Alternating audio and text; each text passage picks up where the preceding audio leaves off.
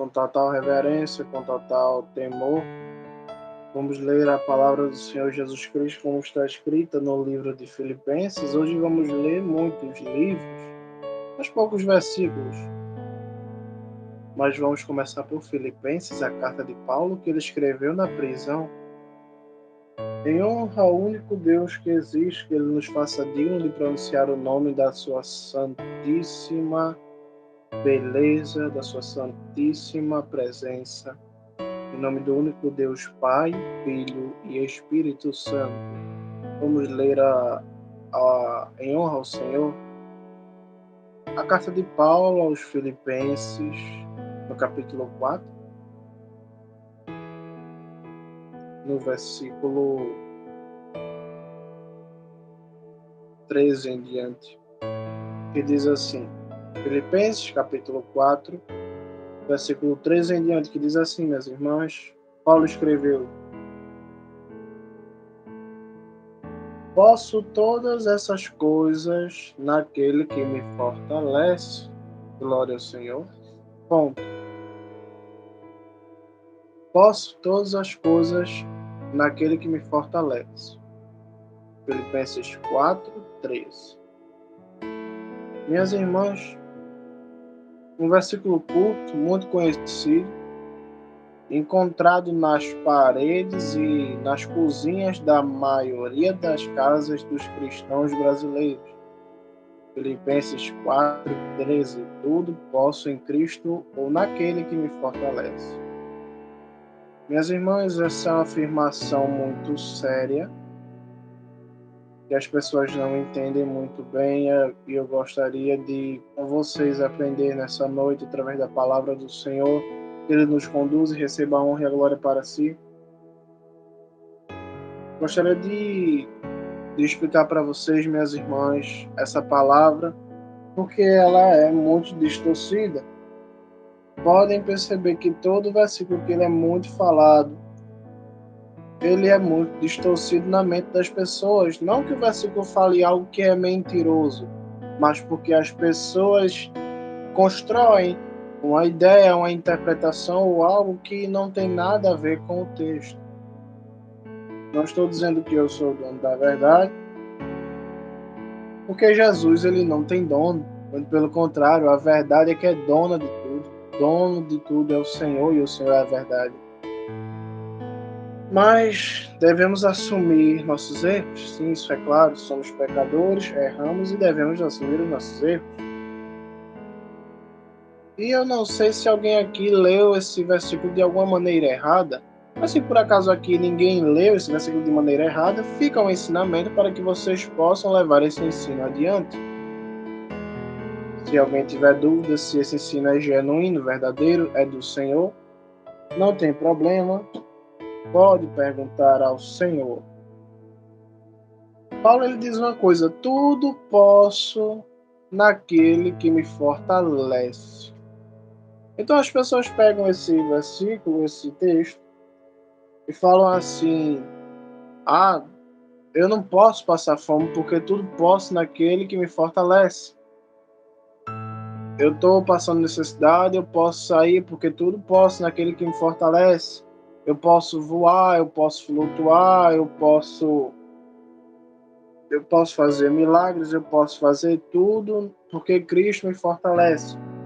E é uma afirmação correta. E as pessoas elas falam assim: Senhor, eu quero ter um carro porque tudo posso no Senhor. Senhor, eu quero ter uma casa, eu quero ter 30 filhos, eu quero, enfim. As pessoas começam a levar esse texto para suas necessidades e desejos. Senhor, eu estou aqui com o meu carro dos anos 90. Eu vou dar um exemplo. Senhor, estou aqui com o meu carro dos anos 90 e eu quero trocar de carro. Eu quero um carro do ano porque tudo posso naquele que me fortalece. Então eu posso ter um carro novo, posso ter uma casa nova.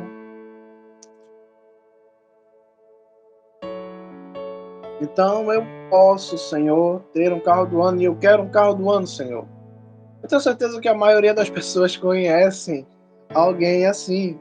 que ora a Deus em tom de exigência, exigindo de Deus: Senhor, a tua palavra promete, eu quero, sou teu filho, eu não mereço essa vida, eu mereço uma coisa melhor. Eu vou contar não é um exemplo, é algo que aconteceu comigo. Eu tinha e tenho muito desejo de tocar sanfona, queria tocar sanfona para louvar ao Senhor. E eu orava a Deus, orei por alguns meses pedindo a Deus uma sanfona. Senhor, me dá uma sanfona, eu quero uma sanfona para te louvar. Alguns meses depois chega um senhor que eu conheço, ele tem, creio que seus 63, 64 anos. E desde os 13 anos que ele tocava sanfona, ele tem 3 sanfonas em casa, a mulher dele tem uma sanfona e tudo mais. A mulher dele tinha, né? Porque ele pegou a sanfona da mulher dele e me entregou e falou: é teu, toma, é teu. Quando eu vou começar a tocar o instrumento, eu me dou conta de que o fole está furado, de que tem uma nota que está falhando, que a pintura da sanfona está desgastada, a pintura que era vermelha está cor de pele, a madeira perdeu a cor, o que era branco está amarelo, e o que era de metal está puro ferrugem. Eu vou ver atrás da sanfona. Toda sanfona tem um selo, como se fosse um documento. Ela tem um selo atrás, dizendo onde ela foi comprada e tudo mais. Ela era tão velha, e ela é tão velha, a sanfona que eu tenho, ela é tão velha que o selo está apagado. Ele foi gravado na madeira e está apagado. Eu fui pesquisar para ver a fábrica da sanfona, e a fábrica da sanfona ela fechou em 75. Aí eu me pergunto, se a fábrica fechou em 75, quantos anos tem essa sanfona? Pelo modelo dela, ela deve ter entre 70 e 60 anos de existência. Agora imagine que eu pego esse instrumento que o Senhor me deu, instrumento bruto, pesado demais, deve pesar 18 quilos aquilo, numa pressão imensa. E eu pego aquele instrumento que o Senhor me deu, eu pedi, o Senhor me deu. Tem uns remédios, eu fiz remédio em tudo, tive que fazer remédio, passar fita em tudo para vedar o fole, para vedar os vazamentos, senão não toca. Então a sanfona ela tem mais fita do que tudo. Agora imagina eu pegar esse instrumento e no quarto de oração agora e reclamar: Senhor, eu pedi uma sanfona, o que é isso que o Senhor me deu esse resto de madeira? Não, Senhor, eu sou teu filho, tudo posso naquele que me fortalece. Eu posso ter uma sanfona do ano, eu posso ter uma sanfona de 80 mil reais. Porque o Senhor me deu esse resto. É aí, minhas irmãs, que a gente começa a entender que há pessoas ingratas, que há pessoas que são exigentes e mimadas diante de Deus e que acham que pode colocar Deus contra a parede e falar: eu exijo, eu quero.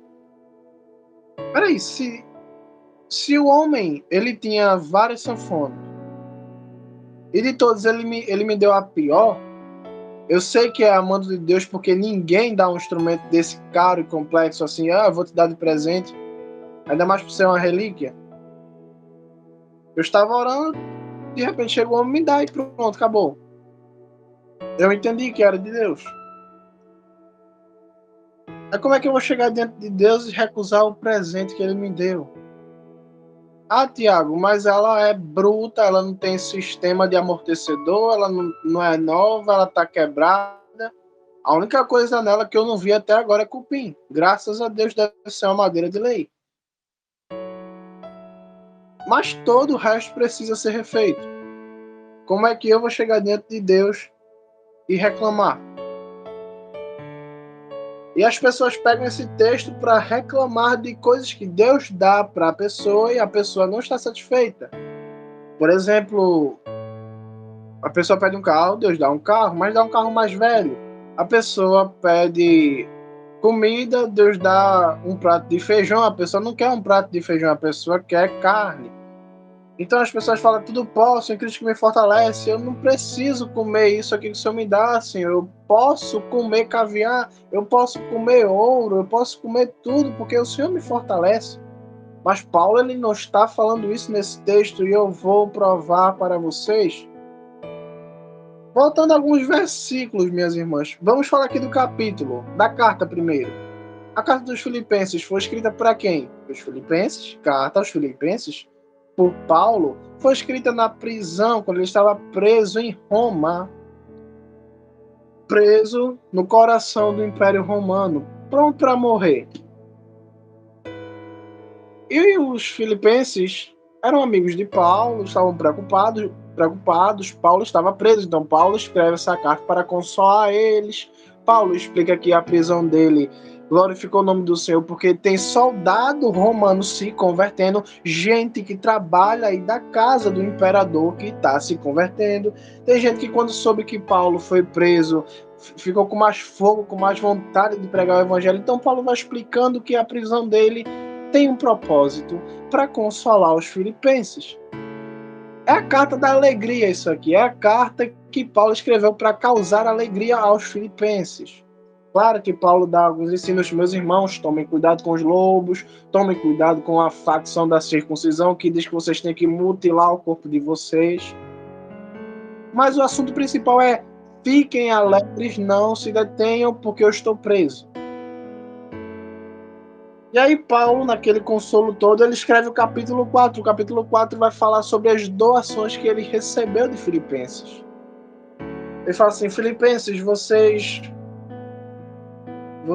me deram comida quando eu precisei, vocês me deram suporte quando eu precisei, porém eu sei que vocês queriam fazer muito antes isso, mas não puderam, não tiveram oportunidade. Mas quando apareceu a oportunidade, vocês fizeram. Muito obrigado, Filipenses. E aí ele vai dizer assim, olha, no capítulo 4, no versículo 10. Alegro-me grandemente em união com o Senhor Jesus Cristo, porque depois de muito tempo vocês expressaram outra vez sua preocupação por mim. De fato, vocês já se interessavam, mas não tiveram a oportunidade para expressá-lo. Paulo me fala assim, minhas irmãs, eu dou graças ao Senhor, estou muito alegre com o Senhor, porque Deus, Ele deu a oportunidade. Depois de muito tempo, vocês tiveram a oportunidade de me ajudar. Eu sei que vocês queriam fazer isso muito antes, mas não puderam. Vocês tinham interesse de me ajudar, mas não puderam. Mas agora vocês mostraram que se preocupam comigo. Enviaram presentes, não presentes, claro, mas doações, comida, etc. E aí, minhas irmãs? Paulo, ele fala assim, vocês não puderam me ajudar antes, mas graças a Deus, agora vocês puderam mais uma vez me ajudar. Eu sei que vocês queriam fazer antes, mas agora vocês podem e fizeram. Dou graças a Deus por isso. Aí Paulo vai explicar no próximo versículo, versículo 11. Não estou dizendo isso para chamar-lhes a atenção para qualquer necessidade minha, pois aprendi a me contentar, prestem atenção, aprendi a me contentar independentemente das circunstâncias. Paulo fala assim, gente, eu não estou dando graças a Deus porque vocês me ajudaram, não é para mandar uma indireta não, eu estou realmente feliz. Não estou fazendo isso para envergonhar vocês, para chamar a atenção de vocês, dizendo, nossa, como os filipenses deveriam ter me ajudado antes. Não, eu sei que vocês queriam me ajudar, mas não puderam, mas agora vocês puderam e fizeram. Então eu dou graças a Deus, não estou fazendo isso para chamar a atenção de vocês, como uma indireta, como se eu estivesse dizendo, finalmente os filipenses lembraram de mim. Não, eu estou alegre verdadeiramente no Senhor, porque vocês queriam me ajudar, não podiam, mas agora podem e fizeram. Mas não pensem que isso é uma indireta para vocês, que eu estou mandando uma mensagem oculta de xingamento. Não, nada disso. Não estou chamando a atenção de vocês. Porque eu aprendi a me contentar independentemente da circunstância. Aí Paulo vai explicar agora no versículo 12. Sei o que é passar necessidade e sei o que é ter mais do que suficiente. Em tudo e de todas as formas, aprendi o segredo de estar bem alimentado, com fome, ter abundância ou passar necessidade. Aí agora ele fala: posso todas essas coisas naquele que me fortalece. Então Paulo não está falando de que ele pode comer do bom e do melhor sempre, sempre, sempre, sempre, sempre. Mas ele está falando: eu sei o que é passar fome, eu sei o que é estar mal alimentado, sei o que é comer bem, mas eu também sei o que é passar necessidade. Sei o que é passar necessidade e ainda assim estar bem alimentado. Eu aprendi esse segredo, porque tudo posso, todas essas coisas, tudo isso eu posso naquele que me fortalece. Então, trazemos para os dias de hoje. Tiago, você sabe qual é a sensação de não ter uma sanfona? Você sabe qual é a sensação de ter uma sanfona? E você sabe qual é a sensação de ter uma sanfona, mas ter uma sanfona ruim? Que poderia ser melhor? O que é que você acha disso, Tiago? Eu sei o que é passar fome, mas estar bem alimentado. Eu sei o que é ter um instrumento ruim, mas mesmo assim estar contente com isso. Porque tudo isso eu posso naquele que me fortalece. Eu sei o que é ter um filho rebelde, mas ainda assim estar feliz porque eu tenho um filho. Eu sei o que é ter um marido iracundo, mas estar feliz porque eu tenho um marido. Tudo isso eu posso em Cristo que me fortalece. Então vejam, minhas irmãs, que Paulo ele está ensinando você a ficar contentado. O que é isso? Contente com o que você tem. Eu sei o que é passar fome e estar satisfeito. Eu aprendi o segredo. Paulo diz que isso é um segredo. Paulo diz que isso é uma coisa que as pessoas não entendem muito bem. Paulo, como é que isso é possível? Calma que a gente vai chegar lá. Partindo para a palavra do Senhor, no livro de Isaías, capítulo 1. No capítulo 1 de Isaías, no versículo 19, olha o que vai dizer. O Senhor vai dizer. Isaías capítulo 1, versículo 19. Se vocês estiverem dispostos e forem obedientes, comerão o melhor da terra. Eu não estou entendendo, Senhor. Como é que o Senhor diz que eu vou comer o melhor da terra se eu for obediente ao Senhor? E Paulo, que foi um homem extremamente obediente ao Senhor, disse que passou fome e que também comeu muito, mas também tem hora que passava fome, tinha hora que passava necessidade, mas sabia estar feliz, porque... Como é que é isso, Senhor? Como é que Paulo obedecia ao Senhor, mas passava fome algumas vezes? Meus irmãos, o Senhor ele não está falando de pão da terra. Quando ele promete assim, vocês comerão do melhor, meus irmãos, pensem um pouco, vamos raciocinar aqui. Jesus, quem é Jesus? Jesus é o pão da vida. Há algum alimento melhor do que o pão que desceu do céu, o pão vivo que desceu do céu? É por isso que Deus fala, se você for obediente, você vai comer do melhor dessa terra. Porque quem obedece, recebe o dom de filho, isso é o direito de ser chamado filho de Deus, e recebe a presença de Jesus. Quem é Jesus? Jesus mesmo disse, eu sou o pão vivo que desceu do céu, eu sou o pão que dá vida, eu sou a água da vida. A água que eu dou, quem beber não terá sede. A minha carne é verdadeira comida, o meu sangue é verdadeira bebida. Aquele que come e bebe, que come da minha carne, bebe do meu sangue, tem parte comigo. E eu sou o pão vivo que desceu do céu. Os seus antepassados comeram maná e morreram no deserto. Mas eu sou o pão da vida, disse Jesus. Então o que Deus aqui está prometendo não é que você vai comer caviar, boi na brasa, nem ter o melhor carro do ano, nem ter a melhor casa, nem ter o melhor marido, nem ter o marido mais chico, nem ter nada disso. Jesus está falando em sua palavra, vocês vão comer o melhor dessa terra se vocês me obedecerem. Porque eu sou a melhor comida da terra. Eu sou o pão vivo que desce do céu. O que é que tem na terra de melhor? Qual é o melhor pão dessa terra? Jesus Cristo.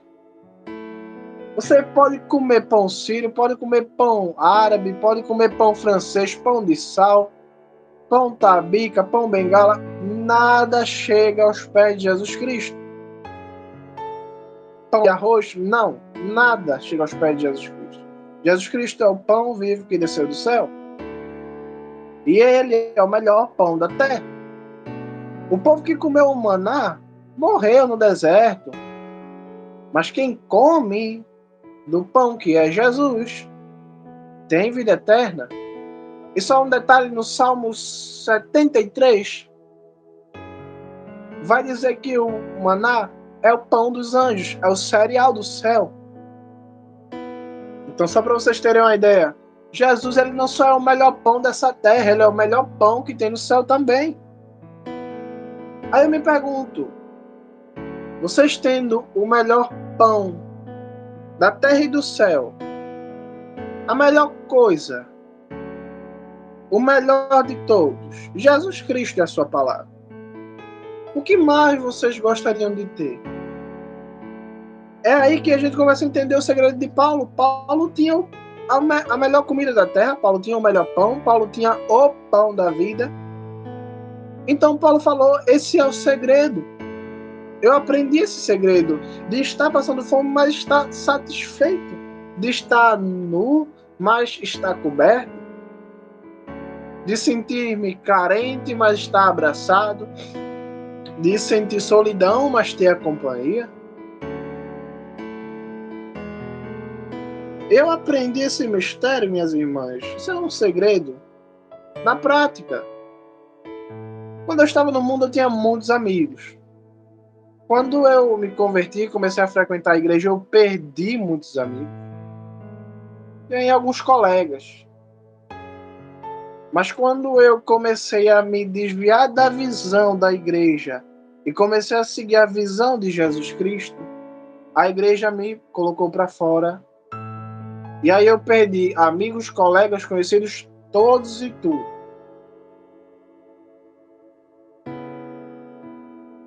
E eu comecei a viver uma vida só. E até hoje eu estou só. Não tenho um amigo, não tenho colega, não tenho conhecido, não tenho ninguém. Os meus dias são o quê? Eu acordo, como, pego a sanfona, vou pro quintal e fico lá sozinho.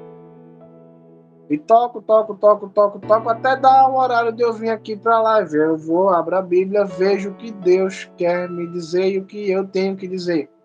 Venho aqui, prego, saio daqui, vou me preparar para dormir e no próximo dia eu faço exatamente a mesma coisa. Não tem um dia que eu não vá, acorde, coma, vá tocar, pare de tocar, pegue a Bíblia, veja o que tem para pregar.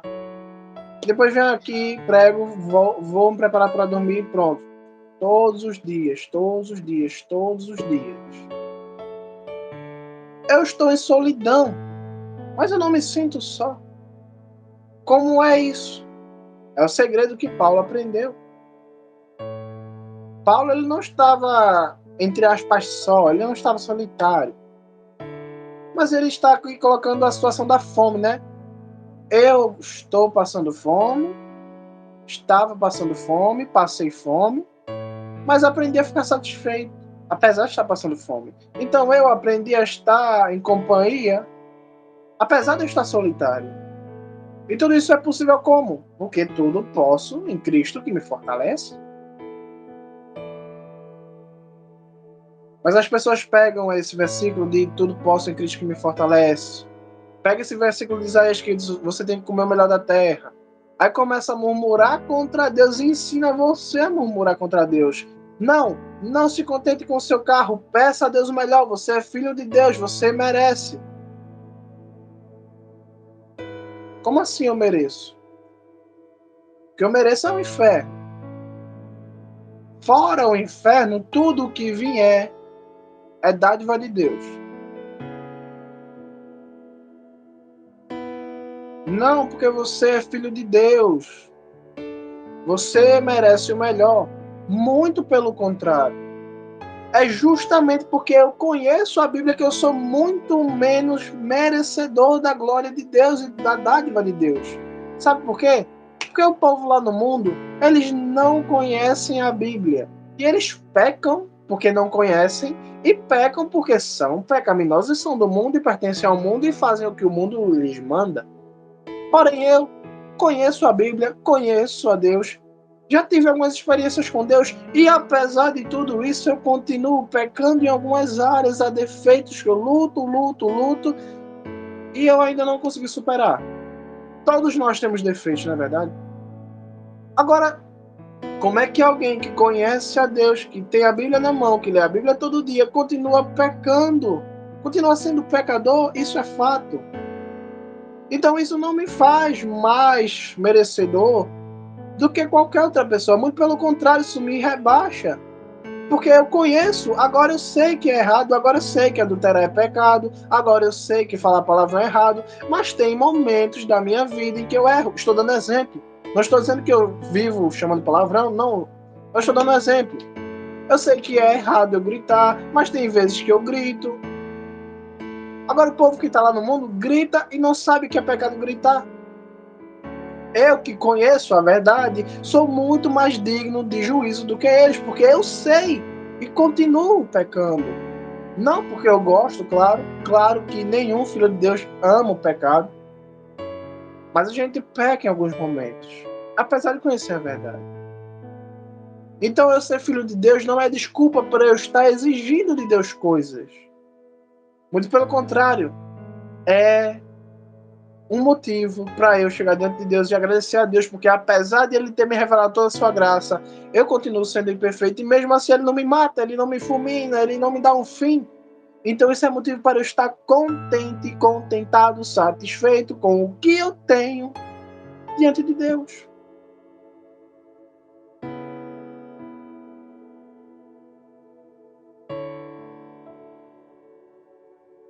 A palavra de Deus diz que Deus veio para dar vida e abundância. E diz que Deus dá vida e abundância. Isso é verdade. A palavra de Deus diz que Deus é o pão da vida, Jesus é o pão da vida e Jesus é Deus. E aquele que come do pão e bebe do cálice jamais morrerá. Então, Tiago, eu vim para viver aqui na terra uma vida de vida com abundância. Errado? Só de você olhar a vida dos apóstolos, você já entende que a vida que Deus prometeu não foi nessa terra. Porque você vai ler Atos 12, você vê lá o apóstolo Tiago sendo morto à espadada. Você vai ler a carta, a segunda carta a Timóteo, e você está vendo a última escritura de Paulo antes dele ser decapitado, morto. Paulo dizendo, olha, Timóteo, eu vou morrer, mas fica aí, fica no ensino, não sai dos trilhos, não se desvia, porque eu vou morrer, eu estou indo embora, o tempo da minha ida chegou, vou receber a coroa da glória. Então vocês veem, minhas irmãs e meus irmãos, que a vida que Deus prometeu, só de você analisar a vida dos apóstolos, você já entende que a vida com abundância e a vida eterna não é nessa terra. Quando você analisar a vida dos profetas, você já entende que a vida com abundância não é aqui na terra. Vai ver que tipo de vida, uma vida horrível. Um é lançado no poço, outro é lançado na cova dos leões, outro é perseguido, outro é decapitado, um é esfaqueado, outro é lançado no fio da espada. Então você vê, não estou dizendo aqui que ninguém vai morrer, calma lá, nem que ninguém vai passar no fio da espada, não se engane, não estou dizendo isso. Mas só estou dizendo que nessa vida haverá sofrimentos, a gente vai ficar doente, tem vezes que a gente vai passar fome, tem vezes que a gente vai se estressar, tem vezes que a gente vai desanimar. Porque a vida em abundância que Deus prometeu não é nessa terra. A vida eterna que Deus prometeu, o pão da vida, não é nessa terra. A gente come do pão agora para receber a vida eterna depois dessa vida.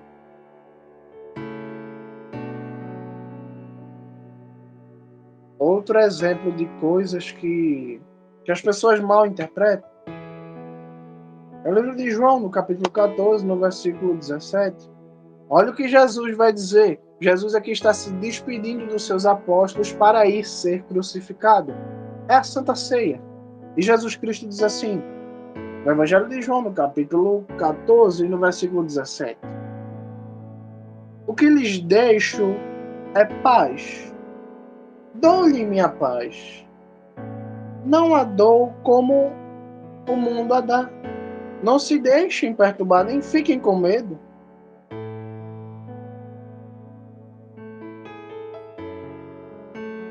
Tiago, Jesus Cristo me prometeu paz. Onde é que está a minha paz? Eu estou enfermo. Estou com problemas na minha família, no meu casamento. Eu acho que você não escutou direito o que o Senhor Jesus acabou de lhe dizer. O que lhes deixo é paz. Dou-lhes minha paz. Não a dou como o mundo a dá. A paz do mundo, ela depende de presentes, ela depende de bem-estar, ela depende de necessidades supridas. Para uma pessoa do mundo ficar feliz, ela precisa de dinheiro, ela precisa de um casamento, ela precisa de várias coisas. E se alguma dessas coisas não está bem ajustada, ela não está com paz, ela está com falta de paz, com falta de sossego. Mas Jesus, ele dá uma paz, e ele não dá como o mundo dá. A paz que o mundo dá é você receber um carro e ficar feliz, é você ter suas contas pagas e estar feliz. Mas a paz que Jesus dá não depende disso. É por isso que você vai passar provas, como o Senhor Jesus Cristo disse, nesse mundo terás aflições, mas ele deixou a paz dele não é dada como o mundo diz que é dada.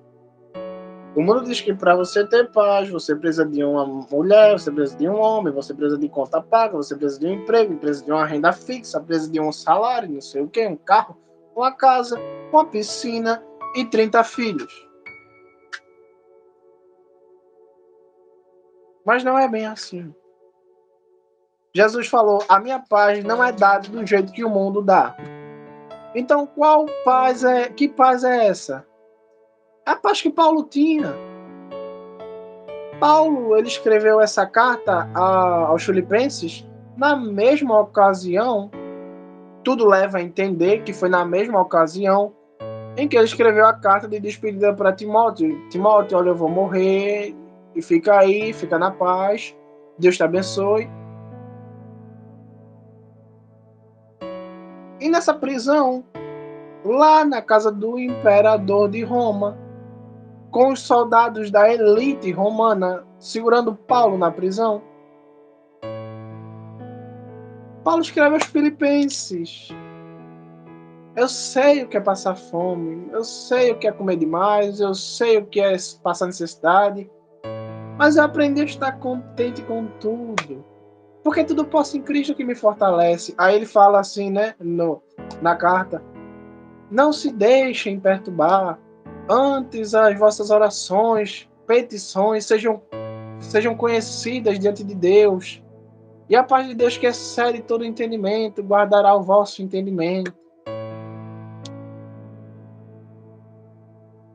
Como é que Paulo, preso, na beira da morte, quase sendo sentenciado à morte, me escreve uma coisa dessa? É porque ele estava em posse da paz que excede todo entendimento. Não tem como entender a paz de Jesus Cristo. É por isso que ele não dá, a paz dele é diferente do mundo. É por isso que ele dá a paz e ele não dá como o mundo dá.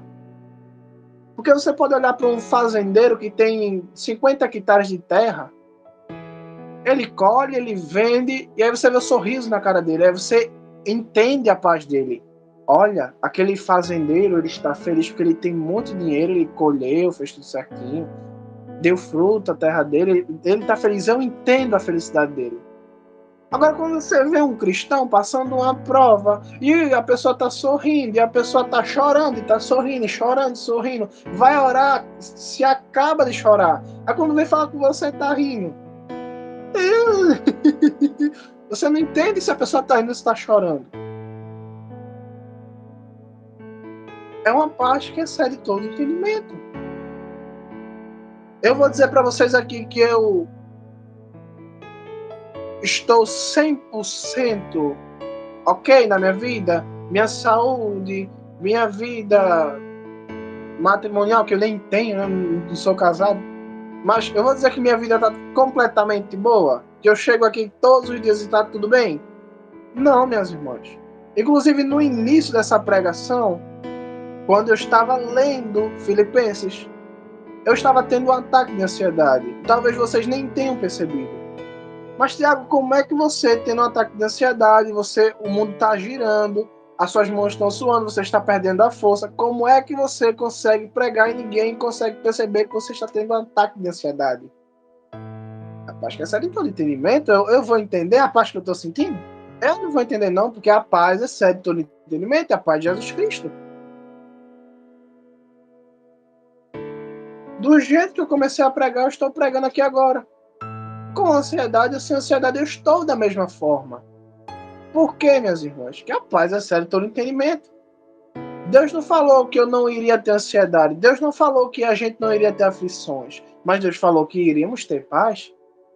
Então a gente precisa aprender a estar enfermo, estar curado, a estar com fome, estar satisfeito.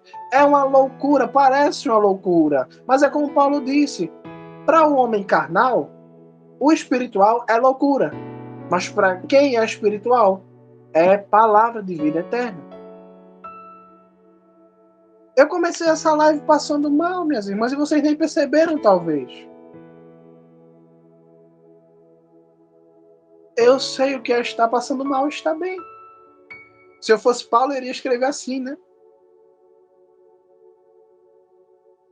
Mas é a paz que excede todo entendimento. Jesus não falou que Lázaro não ia morrer. Muito pelo contrário. Jesus, Lázaro, teu amigo, a quem o Senhor ama. Veja que Lázaro era reconhecido por duas coisas: ser amigo de Deus e ser amado por Deus. Lázaro, a quem tu amas, Jesus Cristo, morreu. Vá na frente e avisa que eu vou lá. Passa um dia, passa 2 dias, passa 3 dias. Todo mundo já está de luto. Todo mundo, 3 dias depois, todo mundo já sabe que Lázaro morreu, já está enterrado, já está cheirando mal. Jesus não disse que Lázaro não iria morrer. Nabucodonosor tem uns jovens aí que não querem se prostrar.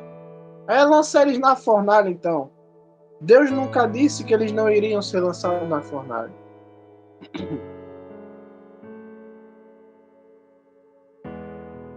Sabe o que é, rei? É que tem um tal de Jeremias aí. Ele tá profetizando umas coisas que a gente não concorda. Joga no poço. Deus não falou que Jeremias não iria ser jogado no poço. Ele disse para nós: nesse mundo terás aflições, mas tem de bom ânimo.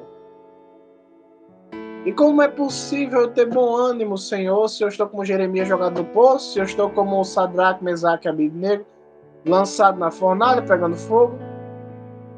É porque em Isaías 43, o Senhor Jesus ele fala assim: quando você passar pelas águas, você não se afogará. Quando você passar pelo fogo, contigo eu estarei. Ele não disse que a gente não ia passar por coisas difíceis, mas ele prometeu passar com nós. E como é que ele passa com nós? Eu não estou vendo nenhum anjo aqui do meu lado, eu não estou vendo fogo, não estou vendo nada, eu não estou sentindo nenhum arrepio. Através da paz que excede todo entendimento. É algo que você não precisa ver, você não precisa. Simplesmente excede todo entendimento. Não tente entender, apenas aceite que Deus lhe dá paz. E receba e viva nessa paz. Estou dizendo que às vezes eu não choro, Senhor. Como eu gostaria de ter saúde. Não estou dizendo que eu não choro. Mas apesar de eu chorar, apesar de eu estar passando na água, no fogo, em qualquer lugar que seja, eu estou em paz, chorando, feliz, acabado, destruído, mas aqui contente, chorando e sorrindo. Não tenta entender. É paz que é sério todo entendimento. O próprio Senhor Jesus já explica que é sério todo entendimento. Não tem como entender. Acontece que alguns pregadores vêm ensinando que para você ter paz você precisa ter o melhor carro, o melhor marido, a melhor família, os melhores filhos, as melhores coisas da terra. Por quê? Porque lá em Isaías está escrito que se você me obedecer, você vai comer o melhor da terra. Gente, o melhor da terra, a melhor comida da terra é o pão da vida. E o pão da vida é Jesus Cristo. Entendam isso, por favor. E a paz que Jesus Cristo dá, não tem nenhum remédio que dê. Porque um remédio eu posso entender.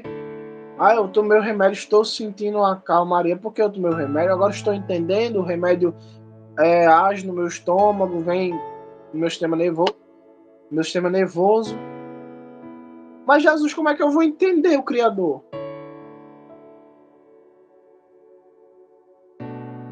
Tiago, como é que eu vou ficar em paz sabendo que o meu marido, que os meus filhos, que a minha família, que a minha saúde, que o meu dinheiro, que o meu carro, que a minha casa, você não precisa entender. E talvez você nem queria tanto esse carro, talvez você nem queria tanto uma família diferente, talvez você nem quisesse tanto uma casa diferente. Mas pelo ensinamento que lhe foi dado, foi lhe colocado na cabeça de que é necessário, é necessário, é necessário e você precisa.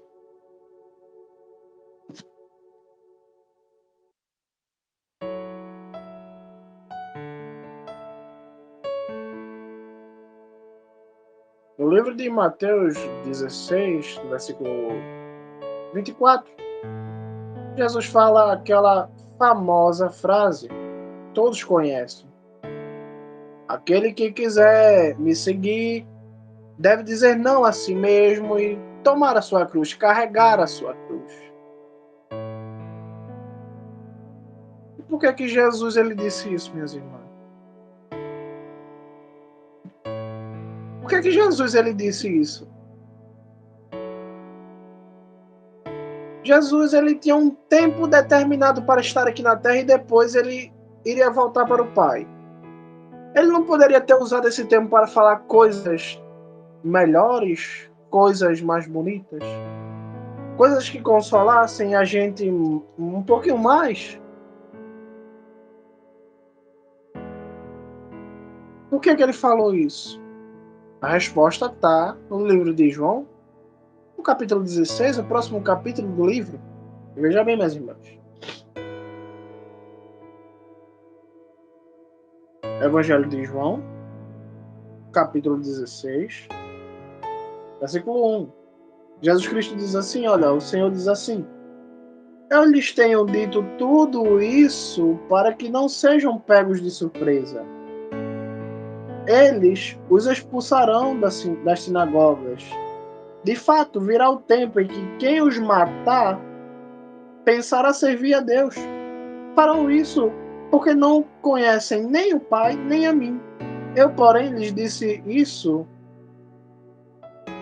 para que, quando chegar a hora, lembrem-se de que eu os avisei. Não lhes disse isso no princípio, porque eu estava com vocês, mas agora vou para quem me enviou. Então Jesus Cristo ele está ensinando, olha, apóstolos, meus seguidores, vai chegar um tempo em que vocês vão passar dificuldades, vai ser difícil. Vai chegar um tempo que quem matar cristão vai achar que está servindo a Deus. Vai ser complicado. Mas eu estou dizendo essas coisas para vocês que no mundo terá as aflições, que tem que carregar a cruz, que vão expulsar das sinagogas, que vai chegar um tempo de perseguição. Eu estou avisando isso a vocês, minhas ovelhas, para que quando chegar a hora, vocês não digam que eu não os avisei. Então o Senhor Jesus, ele avisa. E o dever do pregador, de quem se coloca como pregador, se alguém vier pregar para vocês, é de avisar vocês essas coisas. Por quê? Para que quando chegue aquela conta que você não consegue pagar, para que quando chegue um filho rebelde, para que quando chegue um tempo extremo de perseguição aos cristãos, Jesus avisou. Aí eu caio enfermo, Senhor Jesus, por que eu caí enfermo? Jesus falando na Bíblia, eu vos avisei que vocês teriam aflições no mundo, vocês teriam perseguições, eu não avisei, vocês não foram avisados? Então as pessoas que estão aqui nessa live hoje escutando essa pregação não são mais inocentes. Qualquer dificuldade que vocês passarem, lembrem que vocês foram avisadas, mas lembrem-se também que vocês foram avisadas de que Jesus passará com vocês. Ele não disse, vocês não vão passar pelas águas nem pelo fogo. Ele falou, quando passar pelas águas, não te afogarás, e quando passares pelo fogo, não te queimarás. Somente isso. Vai passar pela água? Vai. Vai passar pelo fogo? Vai. Vai ter enfermidade? Em outras palavras, vai ter enfermidade? Vai. Vai ter tristeza? Vai. Mas eu passarei com você. Para finalizar a pregação, minhas irmãs, eu sei que o tempo de vocês é curto. No livro de Jeremias, profeta que é chamado de chorão, né? Veja a vida dele. Homem de Deus, lançado na cisterna, lançado no tronco. Passou um dia amarrado no tronco, sem beber água, sem comer, sem fazer nada. Foi lançado na cisterna. Quando tiraram Jeremias de lá, Jeremias estava tão fraco, tão enfermo, que tiveram que amarrar cordas, trapos de tecido debaixo dos braços de Jeremias e amarrar os ombros dele e puxar ele pelos seus braços, porque ele não tinha força para subir na corda. Veja como é a vida de um homem e uma mulher de Deus. Com aflições, claro que tem gente que nunca vai pisar na cisterna, claro que vai ter gente que nunca vai morrer, vai ser assassinado, claro que vai ter gente que nunca vai ficar doente de cama, claro que casos e casos, mas todos em algum momento da vida vão passar alguma dificuldade, seja ela muito ou pouca. Eu estou passando agora uma dificuldade, estou com ansiedade. Estou dando um exemplo. Estou tendo um ataque de pânico, estou me sentindo fraco. É uma aflição. Agora eu pergunto, quem está, por exemplo, no hospital, está passando uma aflição maior? Eu nunca pisei no hospital para ficar lá. Mas o fato é que tanto eu quanto quem foi, a gente está passando aflição, na verdade. Um mais, outro menos, mas todos terão aflições. Agora a diferença é que eu e você somos filhos de Deus, somos crentes cristãos, que nos esforçamos contra o pecado e a favor do Evangelho. Então nós que passamos aflições temos esperança. Quer um exemplo para finalizar essa pregação? Eu vou ler Jeremias, mas para finalizar essa pregação, rapidamente, lembra da parábola dos construtores? Tinha dois construtores. Um construiu a casa na areia, no solo, o outro construiu a casa na rocha. Lembra? Você lembra? O que é que diz a Bíblia? Um construiu a casa na rocha, o outro construiu a casa na areia. O que construiu a casa na rocha é aquele que está fundamentado, construído em Jesus Cristo, que é a rocha. E aquele que construiu a casa na areia é o que está no mundo, que não tem Jesus Cristo. O que é que diz a Bíblia? A Bíblia diz que veio uma inundação e bateu contra a casa daquele que construiu na rocha, daquele que estava fundamentado em Jesus Cristo. A casa dele não desabou. Veio a inundação e bateu contra a casa daquele que construiu a casa na areia. A casa desabou. O que eu quero dizer com isso, minhas irmãs? Seja você crente, seja você não cristão, vai ter aflição para todo mundo. Não é só para quem vive no evangelho, não. É para todo mundo. Vai ter inundação na casa de todo mundo. Agora a casa que vai resistir é aquela que está com Jesus Cristo.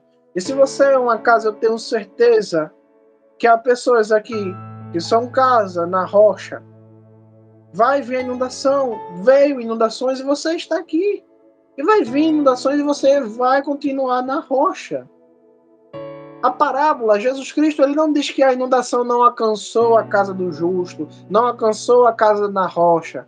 Muito pelo contrário, diz que bateu violentamente contra a casa na rocha, mas a casa não caiu porque estava sobre a rocha. A inundação vai bater. A inundação vai bater violentamente, mas não vai cair. Vai passar pela água, vai passar pelo fogo, mas não vai se queimar, não vai se afogar, porque Jesus Cristo está ali, Jesus Cristo é a rocha. É isso que Jesus promete em toda a sua palavra. Olha, vai ter dificuldade, mas eu estou junto. Jesus em nenhum momento disse que não iria ter dificuldade.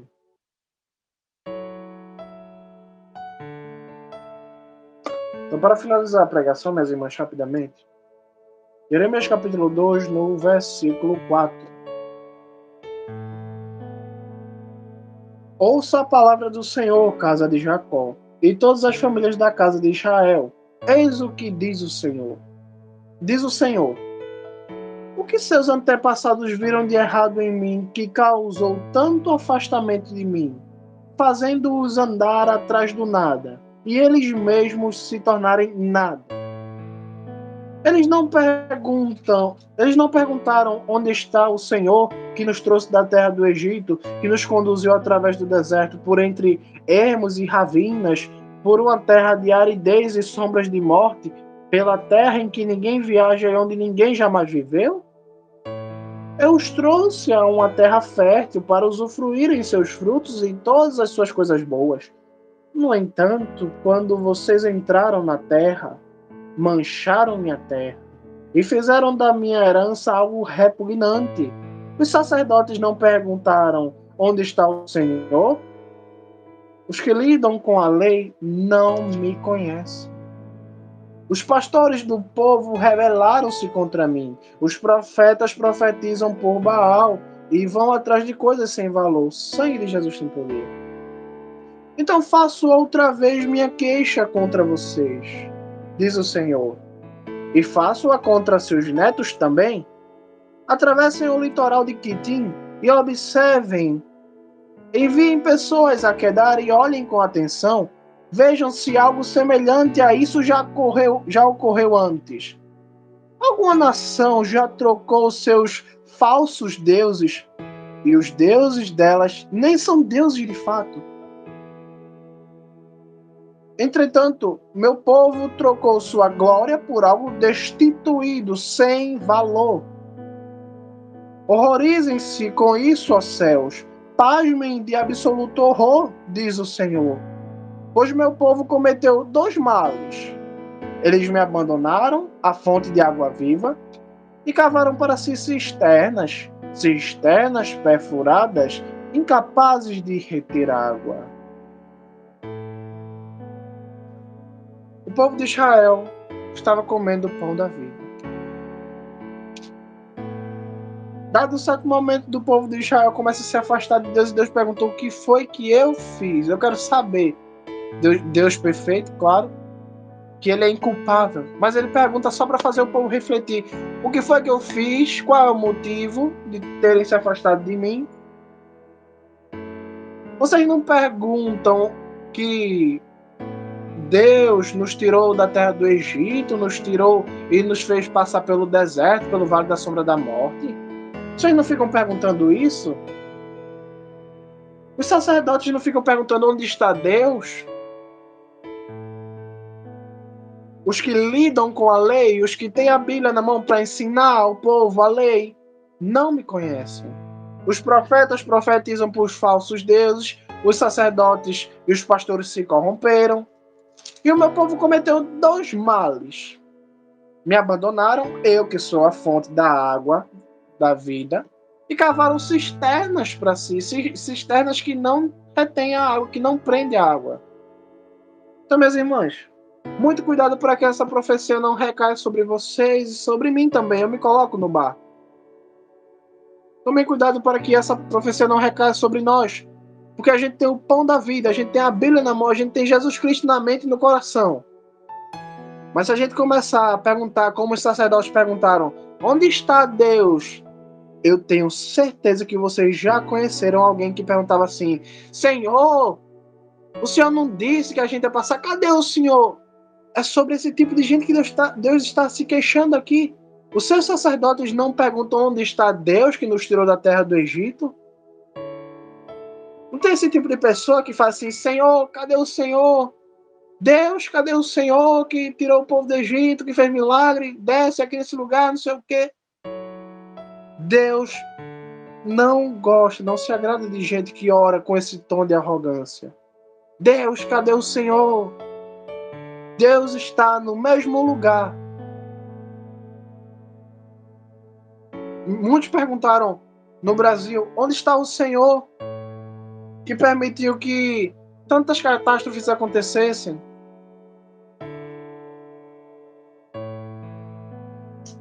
O Senhor está no mesmo lugar quando os pastores fizeram escola de samba. O Senhor está no mesmo lugar que quando os pastores fizeram escola de samba. O Senhor estava no mesmo lugar quando pessoas começaram a colocar funk dentro da igreja. O Senhor estava no mesmo lugar quando começaram a colocar ministério de dança dentro da igreja. O Senhor está no mesmo lugar quando começaram a fazer indústria gospel. O Senhor está no mesmo lugar quando o seu povo deixou de ser o seu povo. Onde está o Senhor? Quando cai doente, aí pergunta onde está Deus, né? Deus está no mesmo lugar que quando as pessoas abandonaram a sua palavra.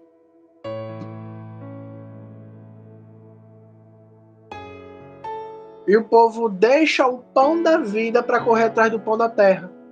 Em outras palavras, eu vou traduzir isso para entender melhor. O povo troca Jesus por um trabalho, troca Jesus por uma namorada, troca Jesus por um filho, troca Jesus por um carro do ano, troca Jesus por uma casa. Em vez de buscar Jesus, as pessoas vêm a Jesus buscando coisas. E esse não é o modo de agir. Porque tudo posso em Cristo que me fortalece. Senhor, cadê o Senhor? Porque tudo eu posso no Senhor. Senhor, a tua palavra diz que eu posso tudo, eu posso mover montanha. Senhor, me dá um carro então, eis aqui a minha fé. Não é assim. A fé, ela tem propósito. E se o propósito da pessoa é enricar, é ter a melhor vida aqui na Terra, essa fé ela não vale de nada, porque o propósito dela é mesquinho, é sem valor, destituído de valor. Então as pessoas trocam o Jesus Cristo, que é a fonte da água viva. Ele mesmo disse que ele era a fonte que jorra para a vida eterna. O povo pega, troca Jesus por uma cisterna furada.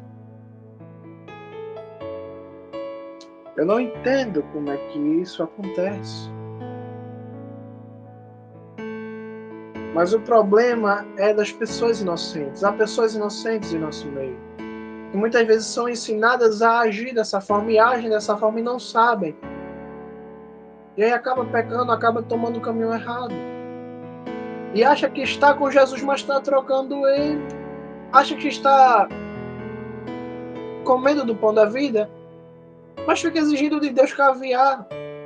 E Deus falando, se vocês me obedecerem, vocês vão comer do melhor da terra. Senhor, eu estou te obedecendo. Por que eu estou comendo um prato de feijão? Meu querido, minha querida ovelha, você está obedecendo a Jesus, já é um prêmio muito grande. Sabe qual é a primeira punição que o mundo recebe quando rejeita Deus? É não ter a presença de Deus. E sabe por que, apesar de não ter a presença de Deus, o mundo continua sorrindo? Porque eles não se dão conta, eles estão cegos.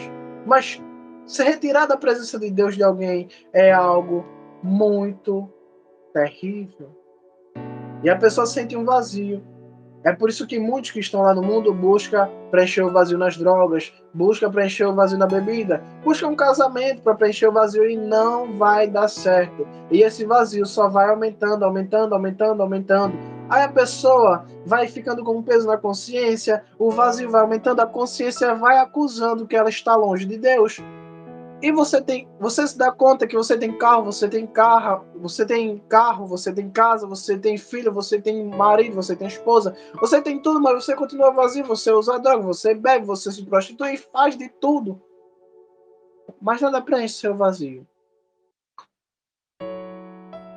Aí acontece duas coisas: ou a pessoa faz como o filho pródigo, reconhece que está na lama e corre para Deus, ou acontece o caminho sem volta. Então, muito cuidado, porque os pastores que colocam na sua cabeça que você precisa do melhor, que você tem que comer do melhor da terra, você tem que ter a ideia de que você já está comendo o melhor da terra. Você tem uma Bíblia na mão, você tem Jesus Cristo na mente e no coração. O que mais você quer?